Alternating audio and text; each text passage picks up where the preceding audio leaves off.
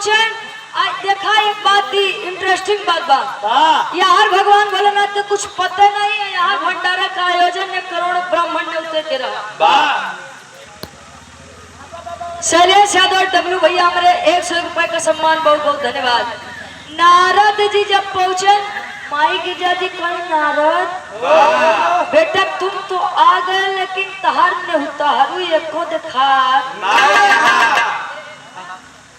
कहे तार एको ने उतारू देखात नहीं। यहाँ नारद जी कहे माई कौन ने उतारू कौन रे बेटा नारद जो आपने कहा था कि 1 करोड़ ब्राह्मण के न्योता दे के बा हम 1 करोड़ ब्राह्मण के न्योता के दे के निमंत्रण उनका स्वीकार कई के भोजन बनावत है। अच्छा जब इतनी बतिया सुनता अब लगा नारद जी पसीना फेंका। अरे बाप रे बाप ही का कह दिया भाई हम तो केहू के न्योतो नहीं दिए यार भोजन तैयार बा और इतना जल्दी 1 करोड़ देवी देता अब ब्राह्मण के न्योता कैसे भेजाई हो। नारद जी के चिंता सतावे कैसे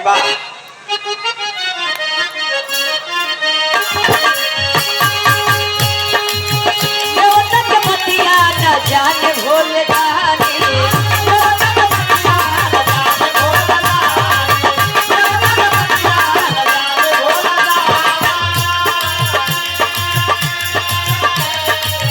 ब्राह्मण के न्योता न दिहल नारद रानी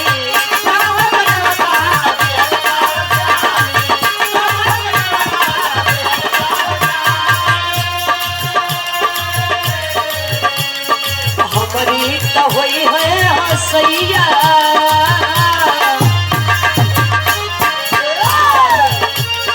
हमारी तो होई है हसैया शिखर पे बदनाम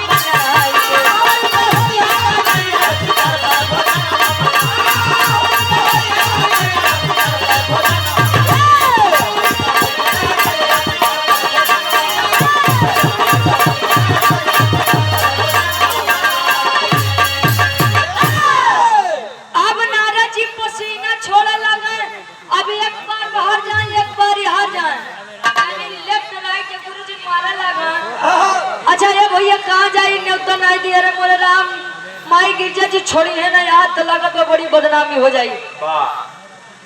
अब है रात पीढ़ी से हमारे बड़का भैया ये आपके द्वारा 100 रुपये बहुत बहुत धन्यवाद आशीर्वाद के चाह रहे हैं। नारद जी हार बाहर कर लागल माई गिरजा जी कहीं कस बेटा नारद ने उतारू नहीं है का हो हर बार कथा नारद बेटा तो आप पेट फिरा तक का। अच्छा नारद जी अब लगन देखे माई एक काम करा न्योतारू कुल तैयार है तू केवल अपन थाली लगा रहा हम जाते ही बुलावे। अच्छा नारद जी पहुंचन कहा मृत्यु लोक में। जब मृत्यु लोक में पहुंचन ता एक ऋषि मुनि थे वो समुद्र के किनारे बैठे थे। अजय समुद्र के किनारे बैठे रहे तले हो था एक लाइन गीत लगत बा आई गीत आप लोग यूट्यूब पे हमारी आवाज में बड़ा पसंद करत बा।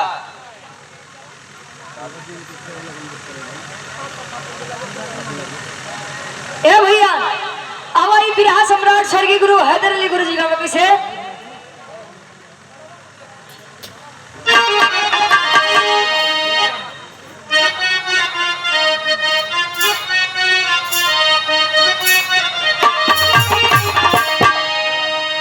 अरे दुठी नान नान जोगिया अरे दुठी नान नान जोगिया तब पेड़ हवा में घोड़ा बाबा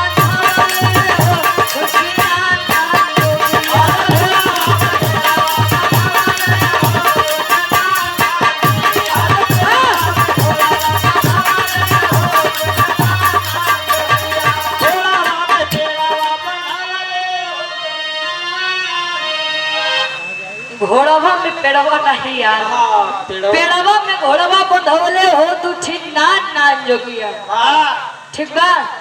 पहले के समय में काकी माई लोग जब जाता पे बैठे गेहूं पीसा बोले गुरुजी तब गवन अरे टंगिया में टंगिया ए भैया टंगिया में टंगिया फसावाली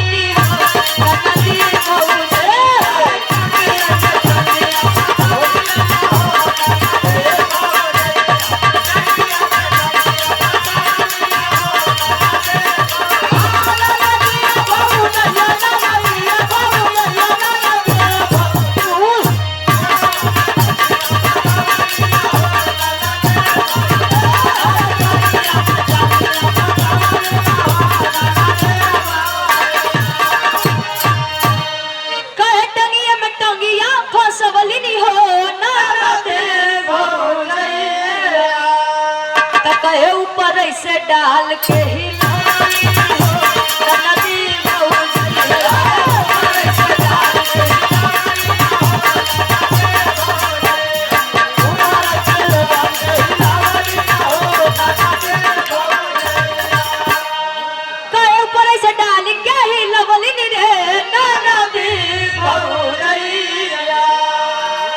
भैया कहे माल सफेद गिरवली हो नदी बहुत माल सफेद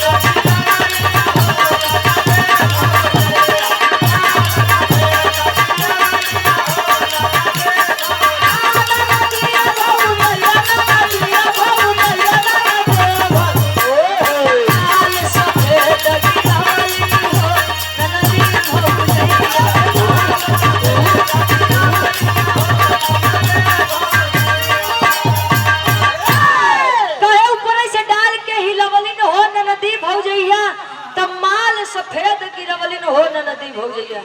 पहले के समय में काकी माई लोग जब बैठे जाता पे गेहूं लेके बाबा गेहूं डाल के जब मुट्ठा पकड़ के घुमावे तब उज्जर उज्जर गिरावे तब वो सफेद सफेद आटा गिरे। जब जौने दिन गेहूं का रोटी बने घरे कैसा पता चल ना मैया के दर्शन करके लगता है आदमी कहाँ भैया आज हमारे गेहूं की रोटी बनी बा खो ये खुशी रही पहले के समय में।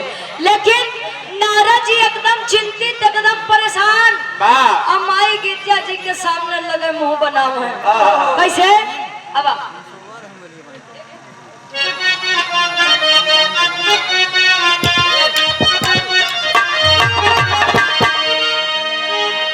अरे नारद पहुँचे गिरजा के समानवा नहीं आइले बाभनवा नारद पहुँचे गिरजा के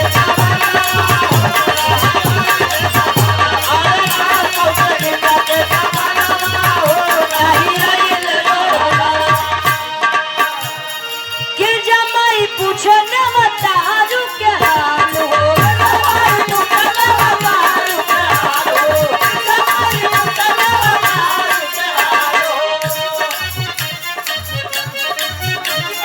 होई पसीना नारद भइले बेहाल होई पसीना नारद भइले बेहाल अरे जल्दी जल्दी जल्दी जल्दी कइले पयनवा नहीं आइले बाबा जल्दी जल्दी कइले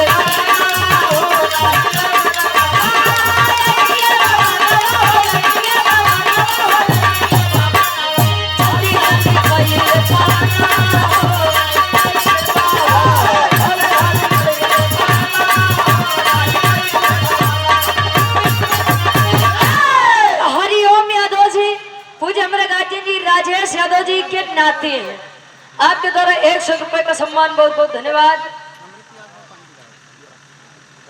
संतोष यादव बड़े भाई के द्वारा ये 200 रुपए का सम्मान बहुत बहुत धन्यवाद का। डॉक्टर संजय प्रजापति जी गार्जियन जी के द्वारा 100 रुपया बहुत बहुत धन्यवाद। राय साहब यादव जी मुंबई की ऐतिहासिक सर्जरी से आपके द्वारा ये 100 रुपए का सम्मान। और ये मिथिलेश यादव जी बड़े भाई के द्वारा 100 रुपए का सम्मान।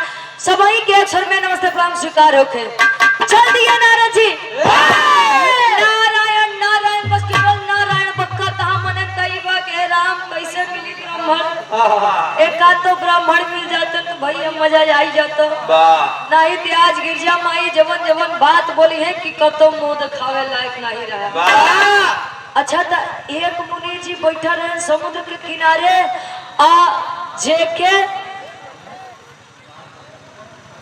जेके कुंभद ऋषि बताया गया। कुंभद ऋषि बैठा रहने अब बैठत एक सांस जब हिचन गुरुजी आदमी जब चाय के चुस्की लेता गुरुजी कैसे लेता यही चुस्की में एक के बाद में कुल समुद्र के पानी में चारों पी गए। ये हम नहीं हमारा वेद शास्त्र ग्रंथ और किताबें भी बताती हैं। हरिशंकर यादव जी पूज्य गार्जियन जी के द्वारा 100 रुपये बहुत बहुत धन्यवाद। अच्छा कुंभज ऋषि जब कुल पानी पी गए नारद जी के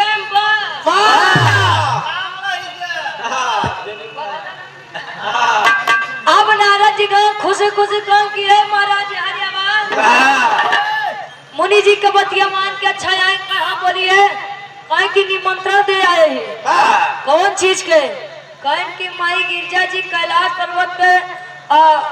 कैलाश पर्वत के उद्घाटन के उपलक्ष्य में भंडारा फाने ही जिसमें 1 करोड़ ब्राह्मण के नेता बा आवा चल के तू कही ले अच्छा ये तनी बतिया जब सुने भैया कुंभज ऋषि तने का टेरी के भाव लगत बा आवा भाई देख रहा है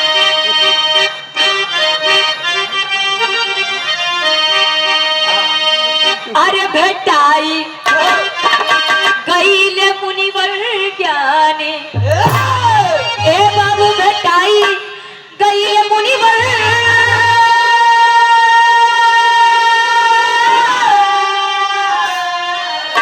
अरे भेटाई गईले मुनिवर ज्ञानी एक के सांस में पियले पूरा समुद्र पानी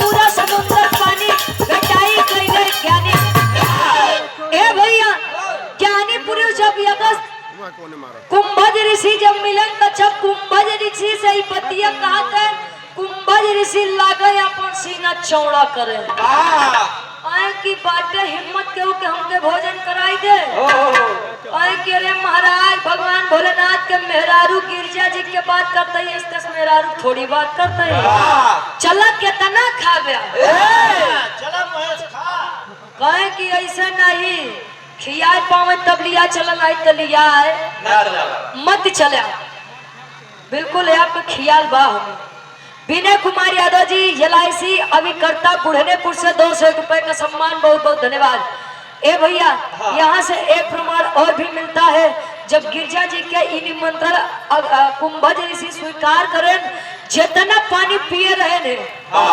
गुरु जी दूसरे रास्ता से कुल निकाल दिए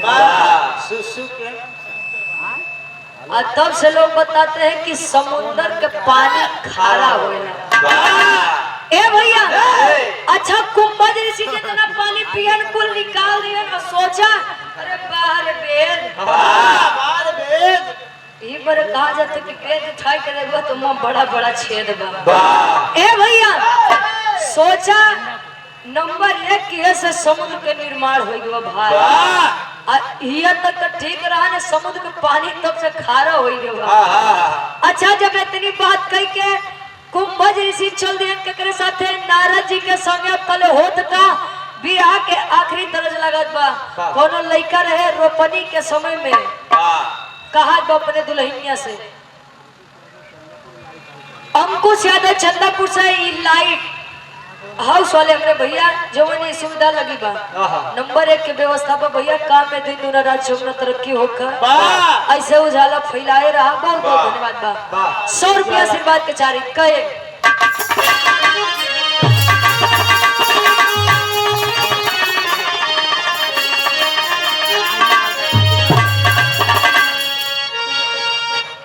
अरे धान रोपे धनिया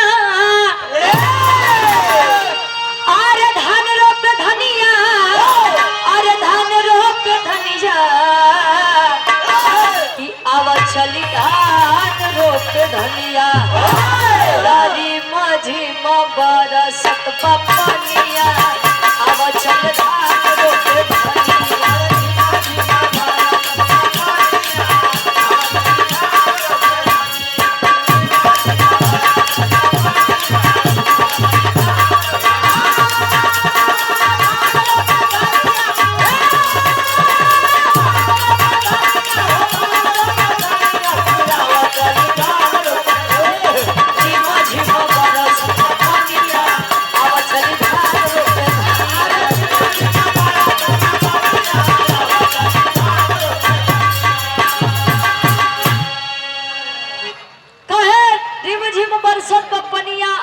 चले धान रोपे धनिया लेकिन लाल जी लाहौरी गुरु जी एक गीत गावत रहे कैसे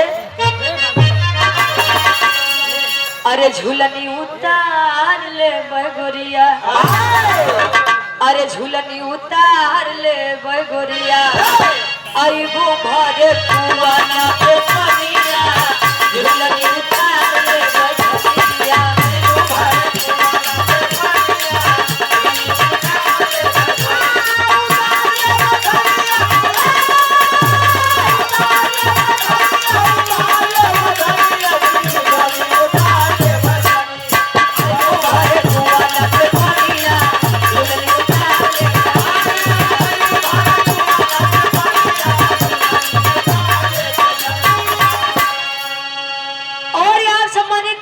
जिनके माध्यम से 4 मई का भी कार्यक्रम हुआ था और 12 मई का भी कार्यक्रम हो रहा है।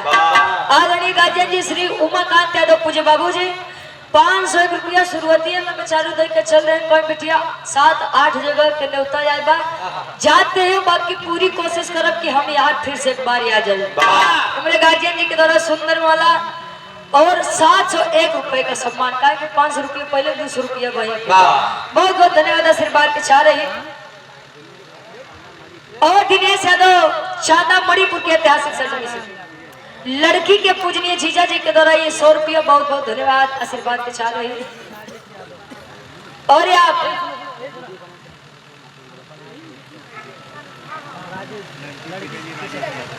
और दुल्हन रानी के पूजनीय पिताजी और आज के हमारे राजा जनक जी सम्मानित गार्जियन जी बाबू श्री राजेश यादव जी बुढ़नेपुर साहब के द्वारा ये 500 रुपए का सम्मान बहुत बहुत धन्यवाद आशीर्वाद के चारी के बच्चे अपनी कला में कामयाब रहे। कहे झुलनी उतार ले गोरिया आईबू भरे कुआना पे पनिया तो झुलनी उतार ले धनिया ई तो ई बरे कहा जाता है कि लाल जी लहरी गुरु जी के फटका के बर्दाश्त ना कर पावत नहीं कर पावत है। आवा गुरु जी कभी लिखत है तब से बढ़िया फौज में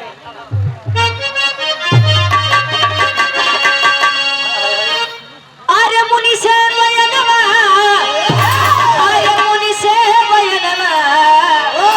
बोले नारद मुनि से बयनवा तब गिरजा घर कर भोजनवा बोले मुनि नारद जी से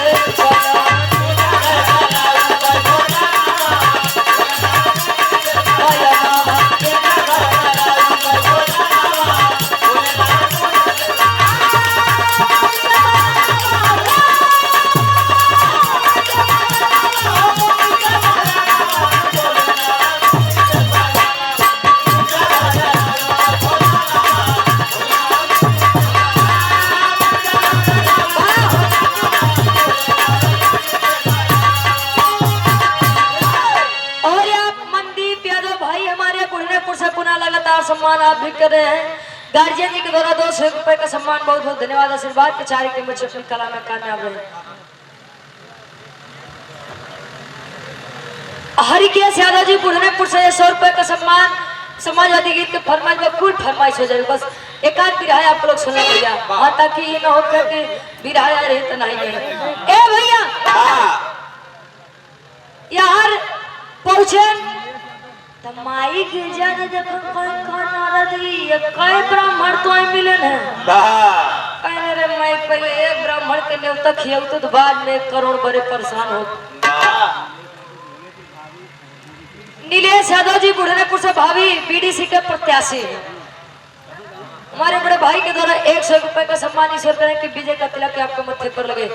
माई गिरजा जी कहीं एक ही ब्राह्मण लेके आया हाथ बड़का बकैती बताओ थे अरे इनके बदल तो 2 कचौड़ी ला जाता कितना खावे करी है पादर के आइए हम नान के सोनू यादव बड़े भाई हमारे कदला मोहिया लच्छा की हंडिया प्रयागराज से 200 रुपए का सम्मान बहुत बहुत धन्यवाद।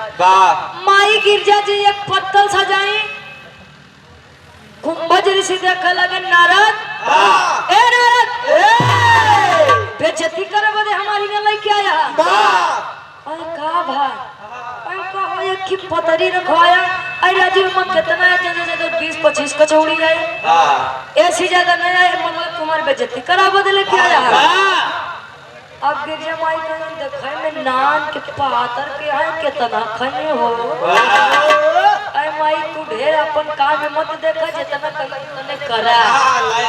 अच्छा यार माई 20-25 पत्तल एकदम सटाई के कुंभज ऋषि के एकदम चौगर्दा में बांट दे कुंभज ऋषि का हमारी दोनों पतरी कुछ नहीं होई जवन बनाए है कुल्लई की आवाज जानला मशीन रुके के नहीं चाहिए। चलती रहा अगर रुक गए तो जान ले भोजन नहीं करबे। अच्छा माई की जी पहले तो डब्लू गुरु जी बड़ा प्रेम से आराम आराम भोजन लेके आवे। आराम में आराम जाए आराम से धरन अंदर जान लेके पहुंचे तले कुंभ जैसी सब खाए रहा। जल्दी जल्दी माई की जी माई की जी एकदम परेशान एकदम भीड़ हो गई। अब तो एक एक कदम सहारा से चलत यहाँ बाहर विचार करत है कि काट कर नारद जी पकड़ के लेके आए। यार कुंभज ऋषि बंद होए के नामे नहीं लेता। कचौड़ी लेके आवा तो सब्जी खत्म, सब्जी लेके आवा तो कचौड़ी खत्म। इतनी बतिया होत बा गिरजा माई एकदम पसीना पसीना हो गई। लागत भाई नर्दा हमार बेइज्जती करवाए। कहते कैसे पापड़ के भाव लगत बा।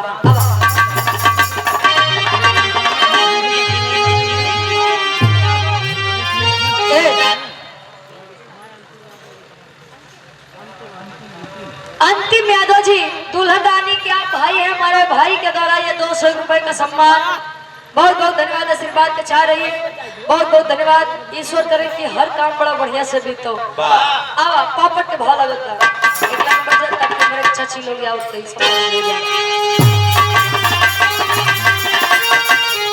अरे कुंभज ऋषि करे जब हो जाना मनवा व्याकुल बा।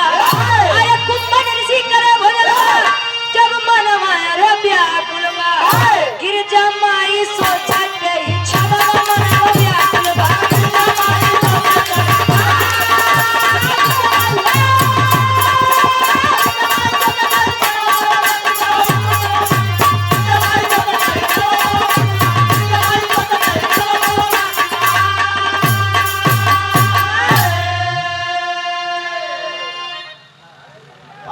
माई सोचत नहीं छनवा मनवा व्याकुल बा। आवा अंतरा में कवि जी लिखा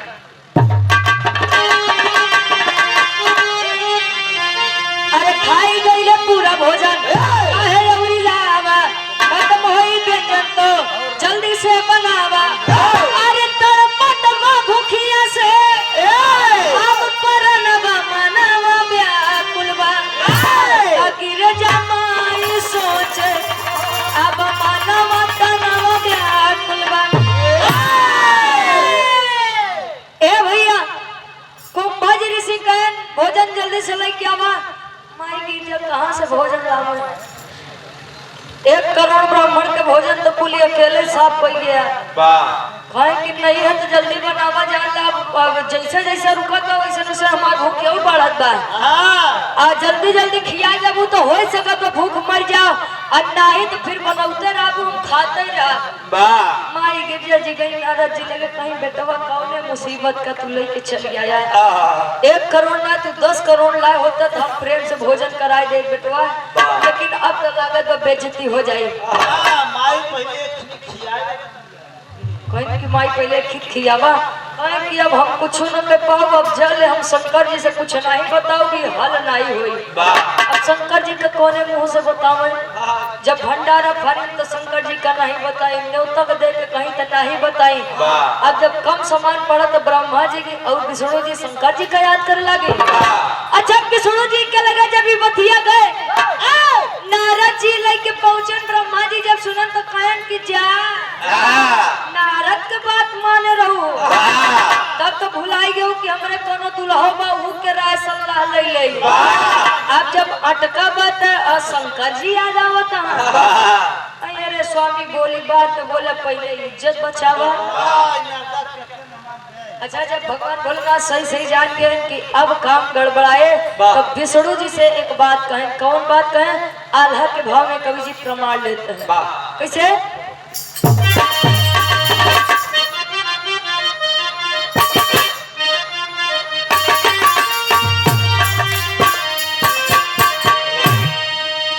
अरे होई अपमान तब सोच महारानी बाबू।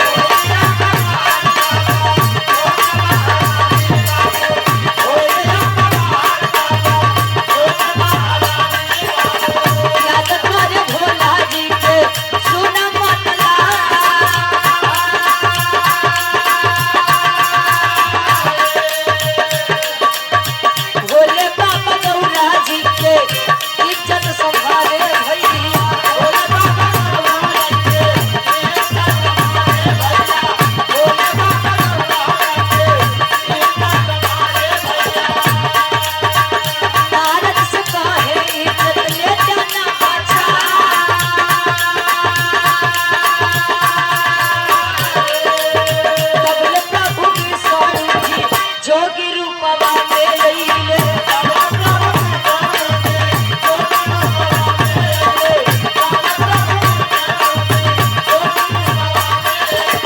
बैठे जाके कुंभज ऋषि बगले में जा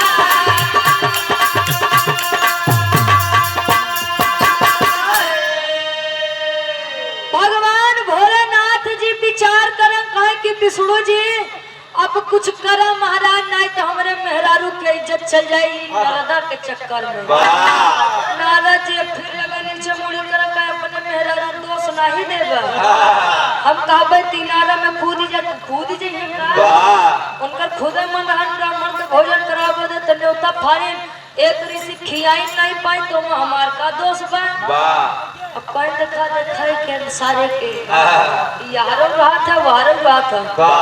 विष्णु जी कहा चल तू तुझे ने आपस में मत लड़ा हम जाते भाई। विष्णु जी जोगी का रूप लेकर आए अजल बैठा तन बगली माई गिर जब फिर परेशान ठीक है तो खियाई नहीं भाई दूसरा भाई हो भाई देखे में पातर छीतरी हो बागरी हो ऐसा भोजन करे तो गिर जाए आज तक गई। अच्छा यार विष्णु जी विचार करें इशारा करें ना रे गिरजा जी परेशान ना हो हम विष्णु बस केवल तू कचौड़ी लेके आवा बस इतने में हम पूरा काम करवाई देवे। अच्छा माई गिरजा जी गई दू कचौड़ी सब्जी लेके आए कहीं स्वामी लग करा एक कर दू कवर खाए ना खाते मान ठीक है बस हमार पेट भर गया। कुंभज ऋषि लगा टुकुर टुकुर ताके काम में साले जान ल तू जोगी के नाम पे कलंक कहो तार भूख कई दू कवर में मरी गए कहीं जोगी के भेष में हम नहीं तू कलंक के है काहे अरे खाए के कुछ लिमिट हो महाराज पेट न भरे का दांतों न पी कहे था कहे कि तोहरी के से निर्लज हम संत नहीं देखे हमार पेट भर गया तू काजनी कब से खाता था पेट नहीं भरा। अब कुंभज ऋषि के शरण लग गो नहु बेचारा खड़ा हो गया कहे माई अब हमारो भोजन हो गया। विष्णु जी कहे कि गिरजा हमेशा दिमाग न लगावा गीता में भी लिखा गया है कहीं कहीं मारे वीर कहीं कहीं भागे भी कतो अगर बल काम न करे तुम छल का इस्तेमाल कर लिया। अच्छा यार विष्णु जी जब आपन असली रूप दिखाए कुंभज ऋषि नतमस्तक होकर के बैठ गए कि अरे महाराज आप हमका दर्शन दे दिया जान ले हमारा जीवन धन्य हो गया। कहे कि माई गिरजा प्यास लागो पानी पियावा चली। विष्णु जी कहे ना कुंभज ऋषि भोजन सतयुग में करे हा लेकिन प्यास तो हाथ द्वापर युग में बुझाऊ भगवान तले हम प्यास से बैठा रहे कहे ना हमार बात सुनो कैसे आखिरी भाव खड़ी के भाव में लिखा था कवि जी विष्णु जी कुंभज ऋषि माई गिरजा जी के वार्तालाप चलत बा। राजेश यादव जी के सुपुत्र आप हमारे बड़े भाई राज यादव जी ये लगातार भाई सम्मान कर रहे हैं ढेर सारा मां पुरस्कार बहुत बहुत धन्यवाद। आखिरी भाव खड़ी के भाव लगत बा किसे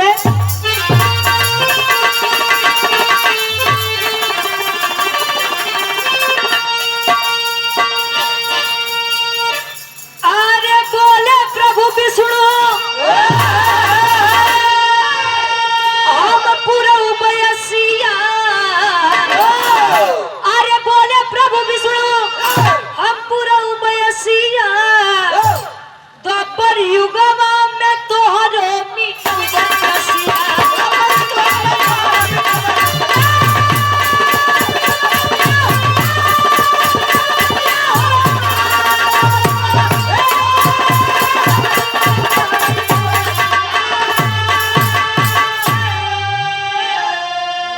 अरे सतयुग त्रेता बीतल आयल द्वापर के समैया नख में पहाड़ी अपन उठावले कन्हैया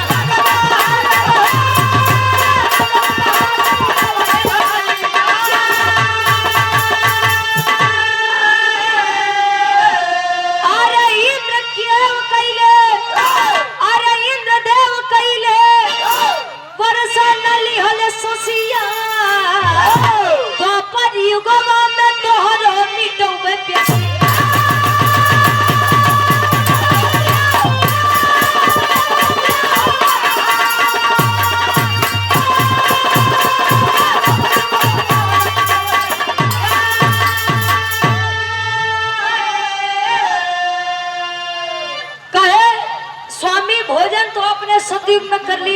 लेकिन प्यास आपके द्वापर युग में बुझेगी।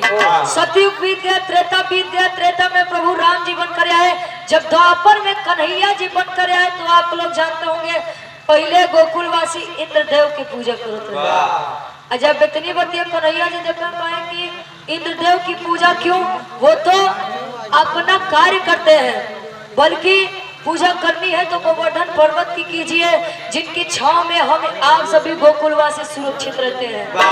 जब यहाँ गोवर्धन पूजा करे बदे सबके राजी करे मनाए, और ई बात इंद्रदेव जी के नहीं पची तो लगे मूसलाधार बारिश करे। भगवान कन्हैया अपने नख पर जब गोवर्धन पर्वत को उठाए तो वही गोवर्धन पर्वत के जब यहाँ तिरछा करे गुरु जी तो अंजलि लगाई के कुंभज ऋषि फुल पानी गोकुल नगरी के सोख ही गए। और सतीश यादव बीरनपुर ये 100 रुपए का सम्मान जा रहे थे कहीं और हमारी आवाज सुनकर भाई हमारी चले आए। अरे क्या कहना, बहुत बहुत धन्यवाद आप सबके। और आप हरिश्चंद्र मास्टर विकास इंटर कॉलेज के टीयर, उनकी पत्नी आशा यादव जी टीचर, उनकी पत्नी आशा यादव जी 100 रुपए का पुरस्कार। उनका कहना है कि मास्टर और उनके भाई राजेश यादव को गाड़ी सुना दो। ये 100 रुपए का सम्मान, बहुत बहुत धन्यवाद। आशीर्वाद के चारे के बच्चे अपनी कला में कामयाब है। ता जाई के कुंभज ऋषि के प्यास द्वापर युग में बुझे। ये बड़े कहा जाता भैया कि अगर ईश्वर के प्रति केहू के विश्वास बा तो वो विश्वास कबो नहीं टूटे। लोग कहते हैं कि ईश्वर नहीं होते, हम कहते हैं कि ईश्वर होते हैं। आज भी लोग बताते हैं कि चले जाइए वृंदावन में, आज भी जो वहाँ पर वन है जिसे निधि वन के नाम से जाना जाता है, जब रात्रि होती है उस वन में आदमी तो छोड़ पशु पक्षी भी छोड़ देते हैं वहाँ का स्थान। लोग आज भी बताते हैं कि निधिवन वृंदावन में आज भी भगवान कन्हैया अपनी गोपिकाओं के संग रास लीला करने के लिए आते हैं। यहाँ पर ना यकीन हो, चले जाइए मैहर सतना जिला में माँ शारदा देवी का धाम है। रात्रि में जब पट बंद होता है, सवेरे जब माता का पट खुलता है तो लाल अड़हुल के फूल पहले चढ़ावर आते हैं। लोग बताते हैं कि आज भी आल्हा आते हैं और माँ शारदा देवी की पूजा करके जाते हैं। सर्वप्रथम आल्हा जी अमर थे और उदल जी की तलवार अमर थे। एवरे बिरहा के शीर्षक रहे गिरजा जी के भोज। आखिरी में खानदान के परिचय पर फिर कुछ फरमाइश हो जाओ। फिर हमरे कैलाश नाथ जाबाद जौनपुरी भैया भी उपस्थित हुए हैं। 10 मिनट आप लोग इनसे आनंद ले लिया, 10 मिनट थोड़ा हम आराम कर ले, फिर उसके बाद आप लोगों को सुनाए के फिर चल चला के बिलो। अब आखिरी में खानदान के परिचय गुरु बिहारी गुल्ले